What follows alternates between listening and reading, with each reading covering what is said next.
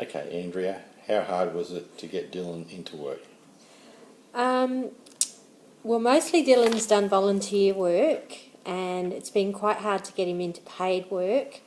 But as far as volunteer work's concerned, we've been fortunate that we live in a small town and have been able to use lots of small businesses where we know the people quite well, and they've been willing to give him a try at volunteer work. So what sort of process did you have to go through to get Dylan into that workforce? While it was only volunteer.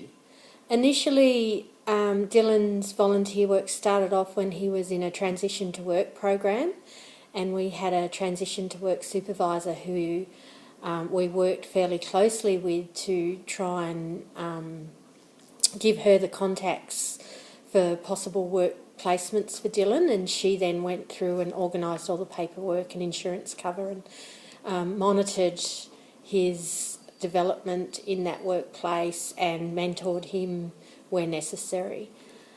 So why do you think his participation in the workforce is a good thing? Dylan is a very social young man, and he enjoys being out and about and talking to people, especially adults and young people.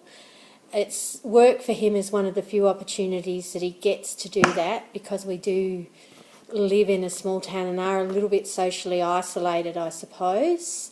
And also he knows lots of people, and people are quite open to come and chat to him or start a conversation with him because they know him quite well.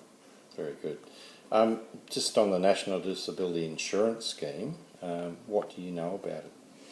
I did a little bit of research when the National Disability Scheme first started to be publicised in the news, probably in the lead up to the last election, and basically found out that we were in one of the areas that wasn't targeted for NDIS, and that we wouldn't be accessing NDIS until possibly 2018 or 19.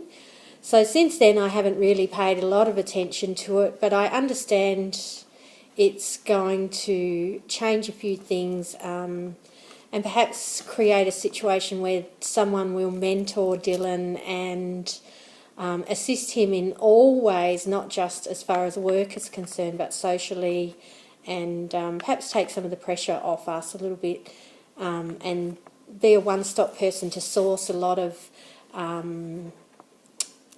different types of assistance that we may be able to use. So, in other words, the NDIS could be a one-stop shop for Dylan for all his disability needs, including employment. Is there any particular changes that you would make to the NDIS to make it more effective for Dylan specifically?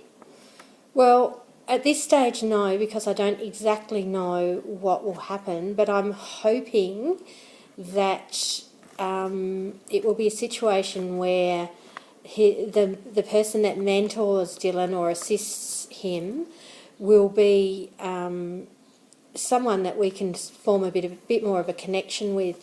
So far with work through employment agencies, for disabled employment agencies, we've had a procession of different workplace assistants, I suppose, and often those positions change regularly. You just build up a bit of a rapport with one and then they leave and someone else starts. So I'm hoping that with the National Disability Insurance Scheme that will remedy some of that, and we'll be able to just focus on dealing with one person rather than have to reinvent the wheel every time someone changes their employment. Okay, so going back to the disability employment agencies, as only a few of them do disability work, is there anything there that you want to comment on, or anything you do differently, do you think, in the interim while we wait for National Disability Insurance Scheme to roll out? Well, possibly there's a lot of red tape that they find difficult to deal with, that really makes it hard for Dylan to participate in volunteer work. So if we could change that, it'd be really good. They're always so focused on accessing these employment schemes where employers are paid a certain amount of money for taking DIL on. They're very focused on those.